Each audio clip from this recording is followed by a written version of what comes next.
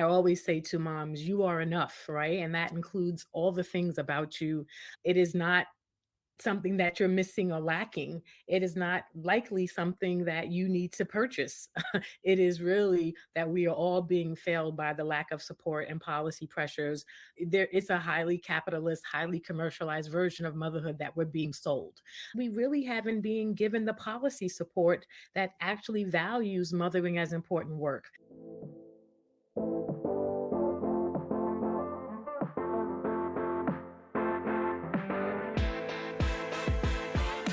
Welcome to the SheSpeaks podcast, a podcast created to elevate women's voices across diverse backgrounds on topics impacting women. I'm your host, Aliza Freud, founder and CEO of SheSpeaks. Each week, I have a conversation with a woman expert who shares her best how-to advice on a topic so we can learn how to better do that one thing from a woman who's been there and done that. Our hope is that these conversations help you feel more inspired to speak up and be heard in your own life and work. Now, on to the episode. Welcome back to the show. Hope you're all having a great week so far. I am really looking forward to having you hear this conversation I had with the wonderful Kimberly Seals-Allers. Kimberly is an award-winning journalist, an author, a nationally recognized media commentator, and a huge advocate for women's health and specifically as it relates to maternal health. What we talk about is some very alarming statistics about death rates at birth. Black women are 3 to 4 more times likely to die in a hospital due to childbirth. The mortality rate is 12 times higher than white women in New York City alone. So what we talk about is why that is happening. And we talk about a solution that Kimberly has developed called Earth App, which is an app that helps people understand like the ratings of different medical providers so that they can make informed choices about who they decide to see for their health and including maternal health. So I really enjoyed having this conversation with Kimberly. She shares her own saddening birth experience and early motherhood struggles, and I think this is one that is worth taking a listen to. So with that, we're going to jump right into it. Here we go. Kimberly, welcome to the Powerhouse Women Show. Thank you so much for having me. I am truly grateful to have you on because as a woman who's had children, has gone through the process, and obviously part of the sisterhood of motherhood, and your area of expertise is motherhood and different parts that we're going to talk about. I would love if you could share first just your story. How did you get involved in being the expert in this field? Oh my goodness. Thank you for asking. It's an interesting journey. I actually am a journalist by trade. I was a writer at Fortune magazine for many years, covered Wall Street, was sent to London where I worked on the business desk of the Times, and was having a wonderful career in journalism, was not thinking about motherhood at all. I want to be honest about that. Then became pregnant and got really activated and quite frankly, very concerned about the things that I was learning, particularly as a Black woman around our birth outcomes. And that quite frankly scared the crap out of me. I was blessed to be educated. I was literally at Columbia University in graduate school when I became pregnant. I was blessed to not be poor, but did not realize that none of this was helpful or protective for me. And so the more research I did, the more scared I became and the more I think angering. Sometimes too much information can be triggering and angering. And so I wanted to do something about it. So my first kind of foray into this space, my first response was my first book, The Mocha Manual to a Fabulous Pregnancy, published by HarperCollins way back in 2007, but really looking at pregnancy and childbirth, particularly for women of color from a socio-cultural perspective.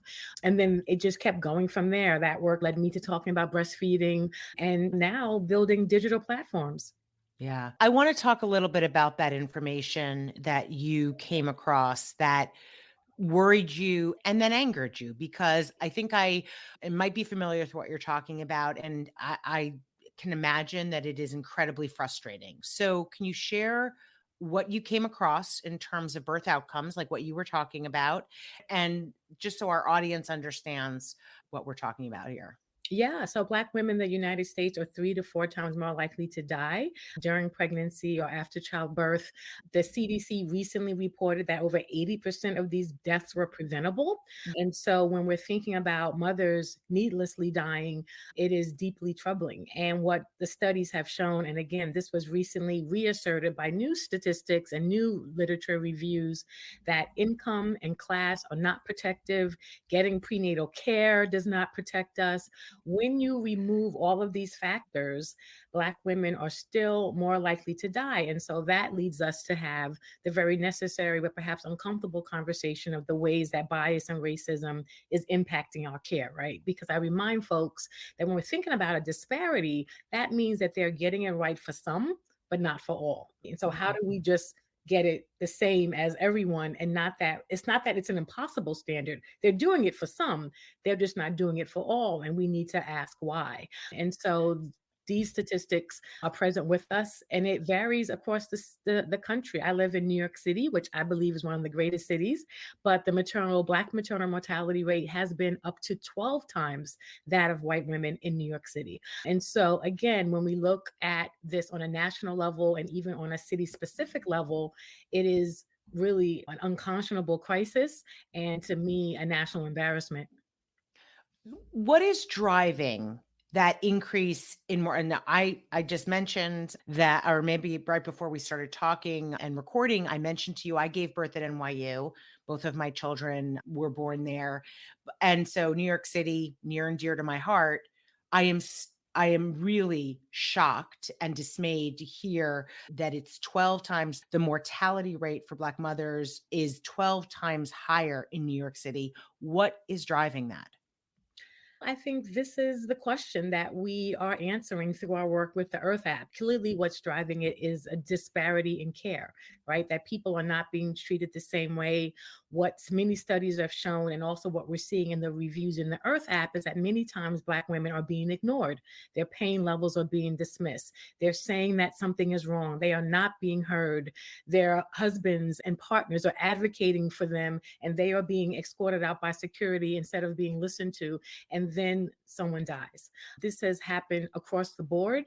We can think of so many names that come to mind, from Kira Johnson, who died at Cedars-Sinai in LA, Amber Rose Isaac, who died here in New York City. It's just too many names. Another mother, April Valentine, just died about a month ago out in LA. Another mother died within the last month in Detroit. This is a problem. And most of those stories have a very common thread, where they were saying that they were in pain, they were being ignored by doctors and nurses, and then they eventually died. And these deaths were literally still in the hospital. Wow. Wow. So the heart of it, if I'm understanding, is that maybe these women are not being believed when they talk about the pain that they are experiencing, and a pain being an indicator of what's going on with your body. That is correct. And we have to also understand that when we think about what systemic racism is, right? When we think about what racism is and what the vestiges of that have been, please know that there was literally, quote unquote, research that was being taught in medical schools. And I believe the study showed that as late as 2016, there were still medical students who believed that Black people did not experience pain in the same way. That was actually considered science and was actually being taught in medical schools, right? When we look at the ways that Black mothers have been stereotyped in this country, viewed as not good mothers, right? Viewed as good, perhaps disciplinarians, viewed as perhaps good as people that you hire to take care of your own children, but not viewed as good parents of their own children, right? And so, I mean, viewed to be hired to take care of other people's children, but not our own.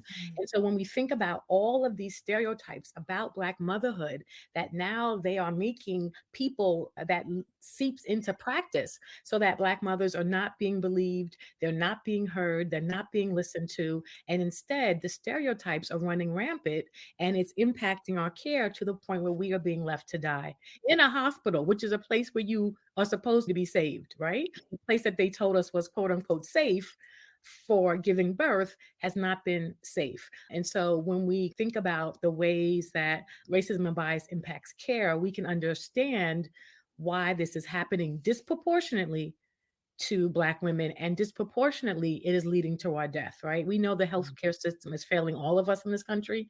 That is a fact. But when we look at who's disproportionately dying across the board, it is Black mothers and our babies. Yeah.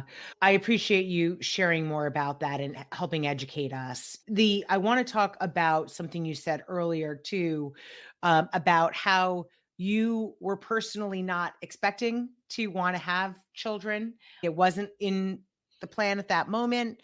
Can you talk about how stigmas and stereotypes about motherhood affected your view of yourself as a new mother?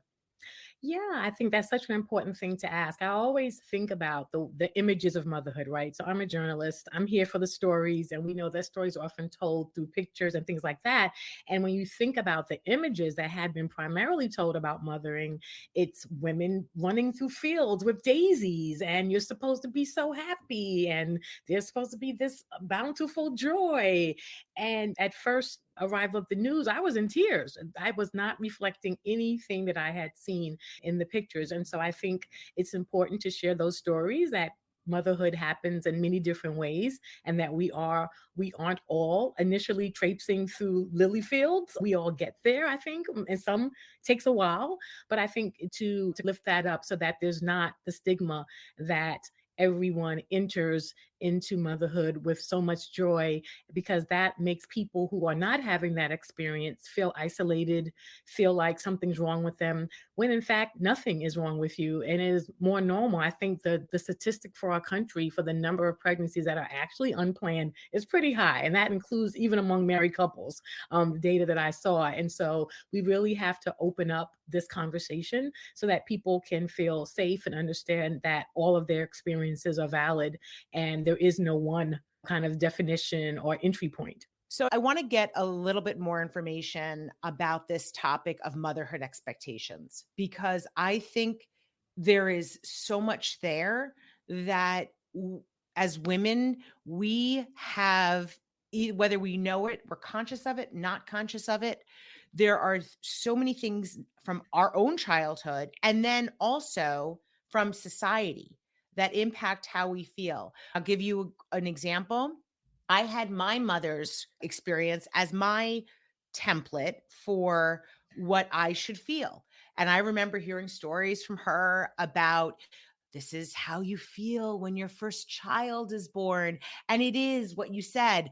Everybody's running through with flowers and it's wonderful. So you almost feel, okay, if that's not my experience, there's something wrong with me. Let's talk, if you can we talk about postpartum depression, postpartum anxiety, which is once, of course, we have the child, but I do want to talk a little bit about what are those things? What's the difference? And even today, do you think that women are not as well educated about this to recognize when it's happening? Yeah, such a important conversation. I think now they're classifying them all as perinatal mood disorders, right? Because it can be, to your point, depression or anxiety, and there's a whole spectrum of emotions and experiences within that as well.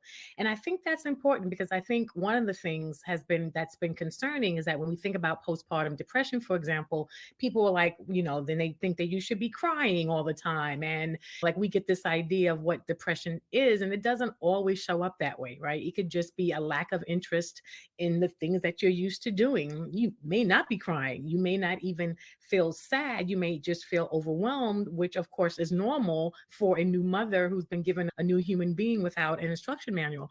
So I think it's important to honor the spectrum of experiences, to your point, and some of it can include anxiety. I certainly experienced that postpartum, concerns about your baby, some of which is normal, some of which may not be. And so really kind of normalizing that it's not just about crying and the quote unquote baby blues, that there are very high functioning people who can be suffering and they have not shed a tear. And so the more that we can talk about the nuances of what that looks like, I think is critically important. And I also just want to honor that. I think we often make a disconnect between birth and what happens after birth and breastfeeding. And this is really all part of a continuum, right? The hormonal changes of pregnancy, which dramatically drop and do another shift right after delivery, and then do another shift around breastfeeding and nursing and body feeding, are all part of the same spectrum. And we can't look at these as disconnected experiences, as I think society wants us to do. We also want to honor that we live in the only industrialized nation that still doesn't have a federal paid leave.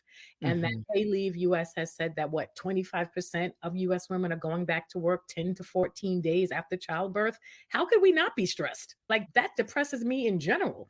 And so really honoring the lived experience of motherhood as being critical to why we're seeing such higher rates of postpartum perinatal mood disorders, from depression to anxiety, because we really haven't been given the policy support that actually values mothering as important work. And Mhm. within that, we are all failing. It is just a matter of to which degree. I Yeah. say all the time, expect everyone to have some sort of postpartum anxiety, Yeah. because if you're a mother in the US, it is more likely than not that you will Mhm. experience something. Yeah. So I appreciate that description and some of the understanding and recognizing that there could be a difference between the postpartum depression, postpartum anxiety, and recognizing that you can have a very different symptom to the traditional, what you think of just always being sad and crying and be going through it. I want to get your perspective because you have written a lot and you've talked a lot about breastfeeding. I know that sometimes this can be a controversial topic, but I would love if we could talk about what do we know about the benefits of breastfeeding for the mother? I know there's a lot about the benefit for the baby, but let's just talk about the benefit for the mother if you can. Yeah, absolutely. I love talking about the benefits to the mother because it's often not discussed. So thank you for asking. What we know is that breastfeeding is preventative medicine, right? Both for the baby and for the mother. It's a preventative behavior. It reduces the risks of certain cancers for women, including breast cancer, certain ovarian cancers, but that the letdown reflex literally releases hormones, right? Oxytocin and relaxing hormones, pretty much the same things that are released when you have an orgasm, right? So that's good stuff. It's good stuff. And so it has been known to actually help reduce incidences or severity of postpartum depression because of the positive hormones that are released during the letdown reflex and through the act of nursing and breastfeeding and body feeding. So I think that's an important thing for us to acknowledge. I also want to put out there that I say to folks all the time, yes, those things happen, but if you're getting a massage while you're getting beat up, you may not feel the benefits of that. So I want to honor that even that experience happens within another experience, but it is something that you cannot get from anything else, right? There is no substitute for that. It is nature's way and the body's reaction to nursing and to the nursing reflex. And I think it's important for birthing parents to consider as part of any kind of conversation about postpartum. It's the benefits of breastfeeding, but also acknowledging that it can also be incredibly stressful given the policy constraints that I just mentioned. Yeah. I really appreciate that. And I do know that just based on talking with other women who I've encountered in my experience that it is even if you're someone who wants to breastfeed, it doesn't always work out. It does not always end up being a solution that works for you, works for the baby. There it is absolutely not a judgment or anything else if that is not what you're doing. But I will just say based on my own personal experience, and I mentioned this to you, I know also before we started, my doctor was a huge advocate for breastfeeding. And I remember thinking, why is he like he's about delivering the baby? Why is he talking to me so much about this? And he had been in practice for many years. And he said, I just want you to understand that what I have seen is that if it works for you to be able to nurse and breastfeed your child, and it works for you, it works for the child, I have seen it have a positive impact on the symptoms that people experience, the things that people experience as it relates to postpartum depression. So he said, if you are worried that you might experience symptoms and experience postpartum depression, you should strongly consider trying to do this. But having said that, it doesn't work for everyone. But I personally am very convinced that it helped me significantly.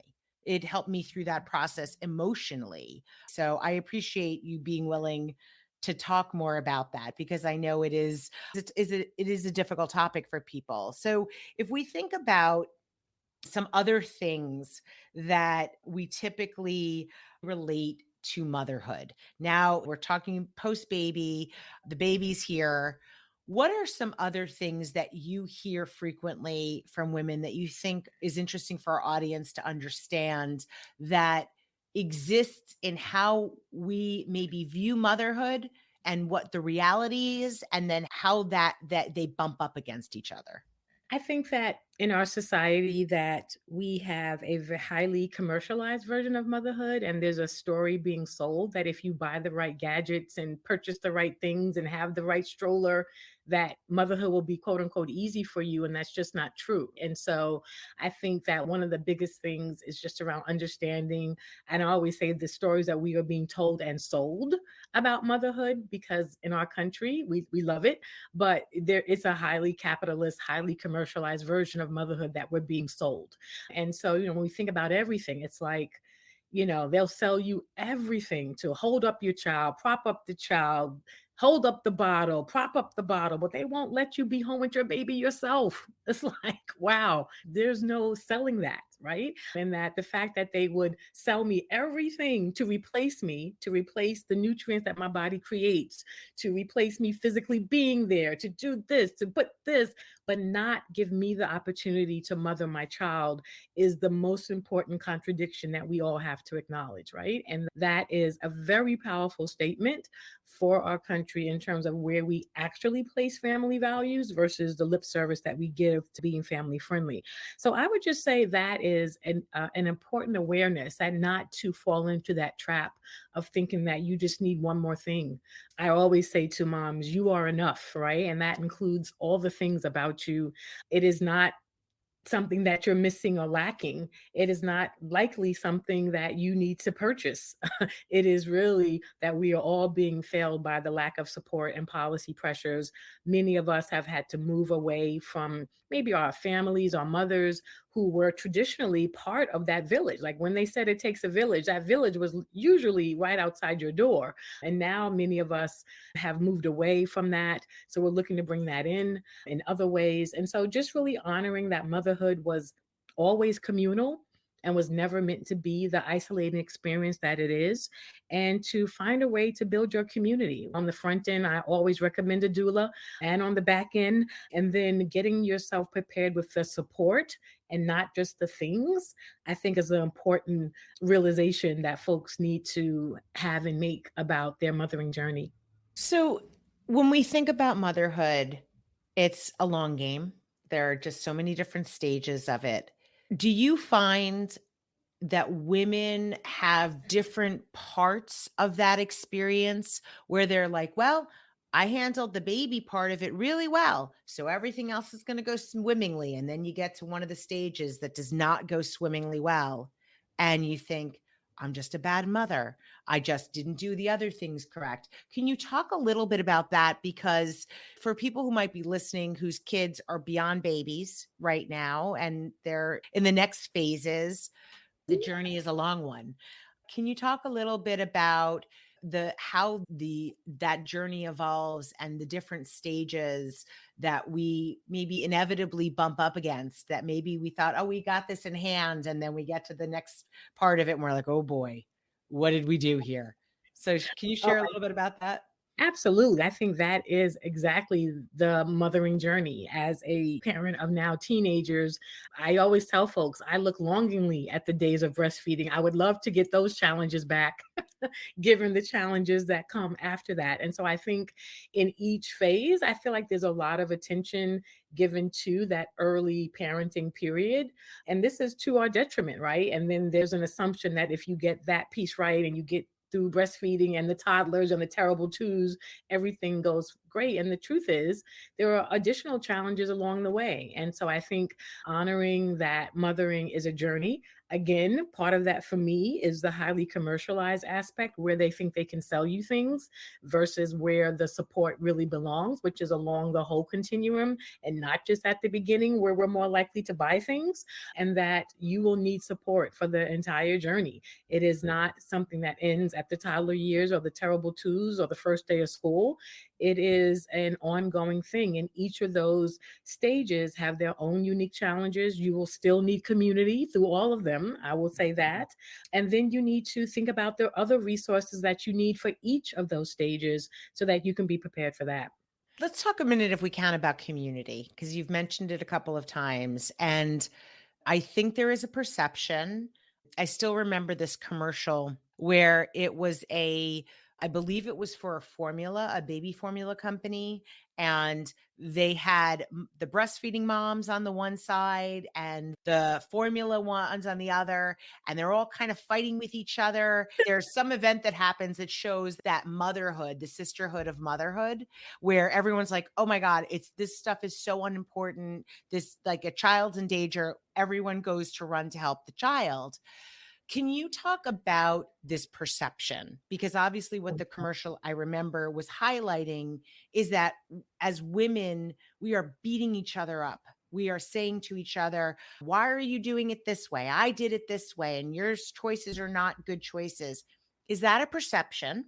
And if it's not, do you think it's evolving and we're becoming more open to other people's way of parenting and doing what they do without judging?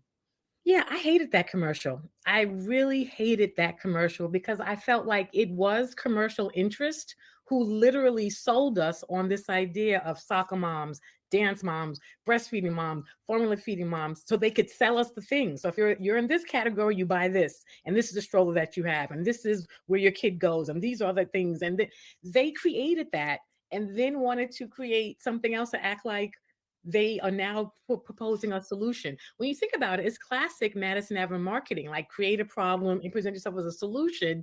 Unfortunately, I feel like too many people, I won't say fell for it, but responded to that. For me, all mothers are simply doing the best that they can. I think that, unfortunately, to me, what I have experienced, particularly on social media, is that people are frustrated. They are let down by our system, by our lack of policies, employers who haven't supported us as working mothers. Mhm. Again, the only government that doesn't have a federal paid leave. It's like us and I don't know, Papua New Guinea. It's ridiculous, right? And within that, we are trying to eke out some semblance of motherhood. Mhm. People who are literally saving vacation days for maternity leave, trying to plan to have their birth over Christmas so they can get that week when the office closes. This is ridiculous. Yeah. So, within the space of that, yes, people will be acting like sniping, I don't know what, because of the lack of policy and the predicament we're all forced in. And then I think a lot of mothers end up wanting to justify what they would love to believe was a choice, but wasn't really a choice. It was Mhm. really the best option that they had. Going back to your breastfeeding, so many people want to breastfeed. The initiation rates in this country are over 85%, right? Mm. 86%. But how many people want to but simply can't? Because Yeah. again, we're going back to work in 10 to 14 days. Who Yeah. can do that? Doesn't make any Mhm. sense. But then we are forced to say, we end up saying, I didn't want to do that to make Mhm. ourselves feel better. When the Mhm. truth is, we wanted to, but we couldn't. The Yeah. system failed us. And I think there are too many situations where we are being forced to accept bad options. And then we feel like we have to defend those options to look good. That's a human tendency. And that's Mhm. what happens. But I don't believe that there is this judgment. I just believe that we are responding to things that we either can't name if we can name them, we can't control them, and we are feeling the need to feel good about ourselves by justifying the path that we were, in many ways forced into through Yeah. lack of better options. And that's unfortunate. And I just hope that all of us can see beyond that and the ways that these things are being packaged and sold to us, because that's deeply saddening. So if you had to give a mom who feels like she's struggling, what piece of advice would you give women who are feeling that way? It's a tough one. Like you, my mother did not work outside the home for most of my early years. And of course, as a working person and then a divorced mom, I had a very different experience. My house was always clean. It was like a museum. I came home Mhm. from school and there were cookies and milk waiting for me pretty much every day. And dinner was on the table at 5 o'clock exactly when my dad came home from work. It was incredibly storybook. That did not happen in Mhm. my home. And Mhm. I struggled, right? I struggled with being okay with it. I struggled with being able to accept what I felt was my mother's judgment about the pile of mail on the table and the fact that dinner was thrown together and maybe it was at 7, that I did not keep a museum like home. It was certainly lived in, as I think the word that we use now. But I just had to come to peace with it. It was a journey. It was a journey. And I kept saying, my journey is my journey, right? Yeah. It's not going to be my mother's. It's not going to be my girlfriend's. It's not going to be anybody else's. And I think for us to own our journey is the most important part. And then I think that, to your point, when people are saying, I'm not doing enough, I'm always saying, in compared to whom, right? Yeah. The people on Instagram who are likely not being authentic either, like who, compared to whom, right? And is Mhm. that valid? Is that Yeah. valid? So if I could compare myself to my mother and say that I'm not doing enough, but it's not a valid comparison, given that I was working. I ended up being divorced. This was not my mother's journey. And so for me to compare myself to her was not a valid comparison, completely unfair to me. And I had to define it for myself. So defining it for yourself and whatever works for your family, and then just letting go, right? The babies are good, they're fed, they're happy, and reprioritizing. What I've loved seeing on social media, the ways that people are like, yeah, the laundry can pile up. I'm going to go play with my babies, right? Like Yeah. that time you're never going to get back. And if you want to spend it cleaning, I support you. But also, it's okay to say that can wait. The other thing Mhm. that I will say, where possible, what else can you outsource? Things don't have to be perfect. I've certainly have people that I have dropped off laundry to the laundry service. I have, when it was possible, had people come into the home to help. So, what else can you do to get support and help that's within your means and within your bandwidth, to take some of the things off, to prioritize yourself, and to prioritize your time actually being with your babies and your children, because you'll never get that time back. Yeah. I'm so grateful for you sharing that because I think too that the hard one lesson that I've learned now also having teenagers is that motherhood is such a personalized experience, like what you, as you said, my experience is different than somebody else's experience. The thing that was hardest for me, but I've learned later, is the concept of giving myself and other people grace and just saying, yes, maybe that thing not go as well as it absolutely could have in a perfect world. Yeah, it didn't go that well. But you know what? I made the best decision I could at the time with the information I had. That is a hard thing, I think, for women to do. It is hard. It is hard, but it is also necessary. And I think I had a number of affirmations up. I think the important thing is to recognize when you're having that pattern of thought and try to interrupt it before it gets too dangerous and deep inside of you. But to give yourself grace, I think there has been this idea of curating the perfect motherhood. And I don't think that really exists. I remember from my very first book, I interviewed Dad O'Brien, a journalist. And one of the things that she said that never left me, she said, set a low bar. Set a low bar. We have created a very high bar that's actually unrealistic. It's very harmful. It's not healthy. What's your MVP here? What's your minimum viable product of motherhood that can work? And instead of trying to create some idealized version of what you have to do. And I think that's important. And like you said, give yourself grace. That is something I'm still learning, that I think it requires constant reminders. That's where your community comes in handy to Mhm, remind you to give yourself grace, to affirm mhm, you and mhm. giving yourself grace. And that's important too. So important. We're very hard on ourselves as mothers, and it's not fair to us. It's not fair to our babies, and it's not fair to the mothers coming behind us. Yeah. I have to tell you, one of the things that was a wake up call for me, I have 2 daughters, was realizing that I was passing that on to them. And there's nothing that can jar me more than, oh, I'm going to pass on this bad trait, this bad approach to my children. So if you can't, because sometimes moms, especially, we don't put ourselves first, we put the kids first. And that is, I'm not suggesting people go try to change all of that. What I do think, though, is we have to recognize kids are very perceptive. They see and experience what we're doing. And when I recognized that I was, by not giving myself that grace, I was teaching them to not give themselves grace. It was a wake up call.